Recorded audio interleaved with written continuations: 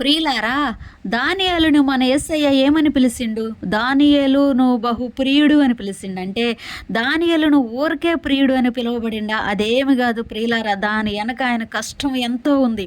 అనుదినము ముమ్మారు మోకాల్లోని తన ఇంటి పై గది కిటికీ తలుపులు యెరూషలేము తట్టు తెరవబడి ఆయన దేవునికి ప్రార్థన చేస్తూ ఉంటాడు ప్రియులారా.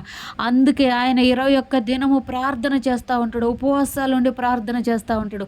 ఎంత ప్రార్థనా పరుడైతే సింహాల నోళ్ళను మూయించిండు దేవుడు. ఎంత శక్తిమంతుడైతే దేవుడు ముఖాముఖిగా దానియేలును బహుప్రియుడు అని పిలవగలిగిండు.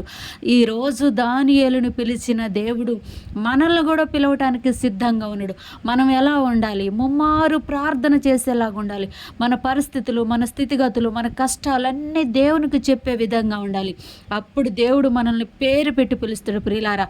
పేరు పెట్టి పిలిచి నువ్వు నా సొత్తు అని మనకి ధైర్యాన్ని ఇస్తాడు.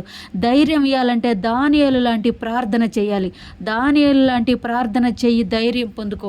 ఆ రోజు దానియేలును పిలిచిన దేవుడు, ఆ రోజు దానియేలును చూసిన దేవుడు ఈరోజు నిన్ను కూడా చూస్తాడు.